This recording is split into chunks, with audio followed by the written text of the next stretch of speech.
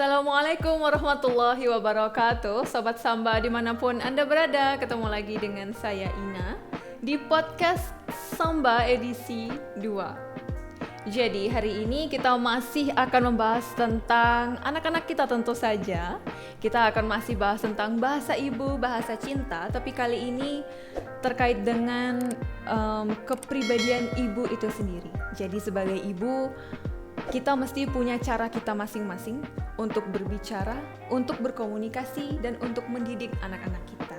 Karena kita punya latar belakang yang berbeda-beda, dan untuk itu sudah bergabung bersama kita Ibu Dewi. Iya, alhamdulillah bisa ketemu lagi ya. Alhamdulillah. Bu Dewi, pengen curhat dong.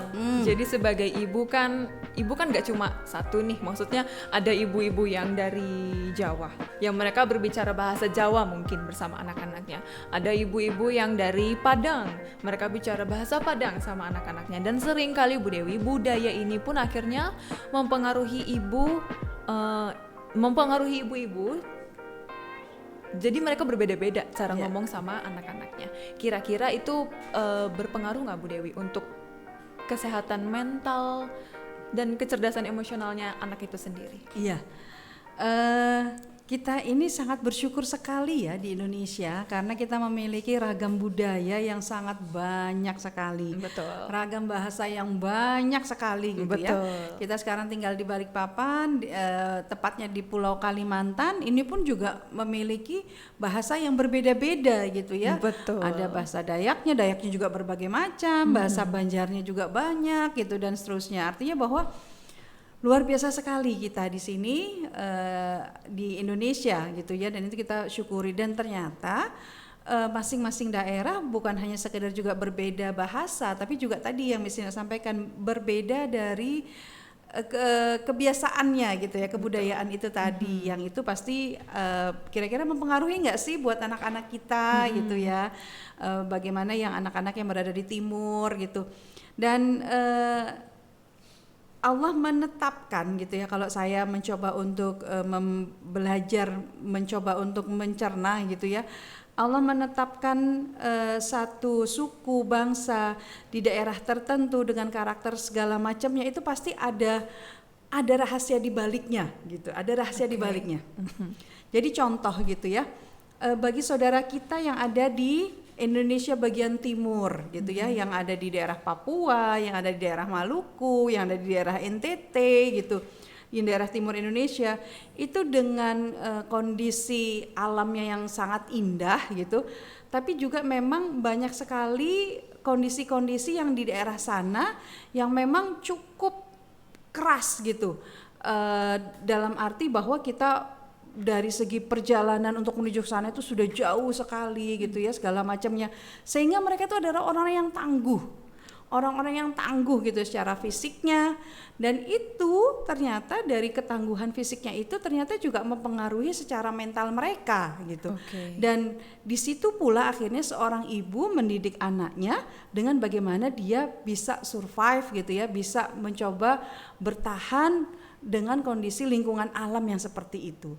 Kemudian misalkan kita tarik lagi di daerah Jawa gitu, daerah Jawa yang notabene di situ lingkungannya lebih padat gitu ya. Kemudian juga dari segi pertanian segala macamnya juga akan lebih mudah. Itu ternyata juga memiliki karakteristik masyarakat yang berbeda pula gitu. Begitu pula di daerah Sumatera dan seterusnya.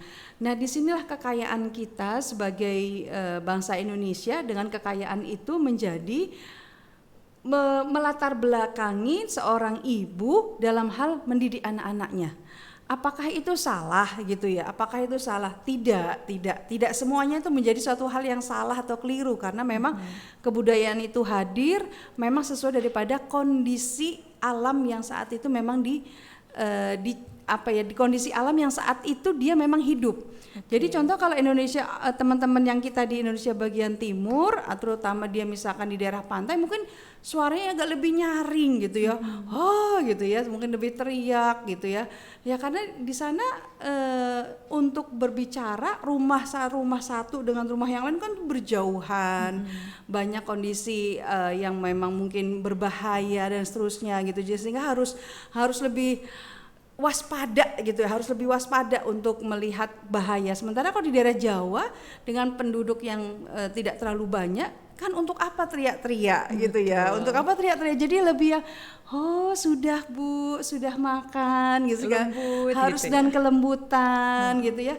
Ditambah lagi dengan di situ juga kalau itu dari alamnya, belum kita lihat dari latar belakang kerajaan yang ada pada waktu itu, kan itu perjalanan panjang sekali gitu. Kalau kita melihat tentang latar belakang anak dalam hal ini dididik oleh orang tua. Nah, sehingga bagaimana kita bisa membuat anak kita cerdas gitu ya, cerdas secara emosionalnya, ya tentunya dengan dia memahami beberapa prinsip gitu ya. Beberapa prinsip apa? Yang pertama adalah dia mengenal bentuk-bentuk emosi sendiri, dia bisa mengkomunikasikan emosi tersebut. Kemudian yang ketiga adalah dengan emosi itu dia bisa dia juga bisa mengkomunikasikannya, kemudian dia bisa memahami perasaan orang lain. Kemudian dengan memahami perasaan orang lain, bagaimana dia juga bisa mengelola emosi diri dan emosi orang lain. Nah, itu kunci dari situ saja, insya Allah anak kita memiliki kepribadian yang baik begitu. Betul, berarti kita harus mengajarkan anak kita agar mereka bisa mengenali emosi mereka sendiri gitu ya Bu Dewi. Iya, jadi walaupun dengan latar belakang budaya yang berbeda, tapi kalau dengan prinsip-prinsip itu kita tetap ajarkan kepada anak kita, bukan berarti dia tidak memiliki kecerdasan yang baik secara emosi gitu ya. Oke, baiklah kalau begitu. Begitu ya ibu-ibu, ayah bunda, abang kakak, berarti penting banget nih sebelum kita berkomunikasi dengan anak-anak kita harus pahamkan dulu kepada mereka tentang apa itu emosi, ajarkan mereka bagaimana cara mengenal emosi, kemudian mengendalikan emosi, seperti itu ya Bu Dewi, karena toh keberagaman kita itu adalah rahmat dari Allah. Iya, ya, anugerah sekali gitu ya. Betul. Jadi bukan berarti yang ini lebih unggul daripada yang itu gitu ya, ngerasa bahwa kok dia nggak punya tata krama segala macam ya, karena mungkin dari budaya, latar belakang budaya yang berbeda gitu ya dengan kita yang di daerah tertentu gitu dan seterusnya. Nah, ini yang kita sama-sama saling harus menghormati ya, menghargai dengan perbedaan itu. Betul, perbedaan itu adalah rahmat begitu. Selama kita bisa memahami perbedaan itu. Betul, mengenali perbedaan itu. Baik, terima kasih banyak Bu Dewi atas nasihat dan wejangannya.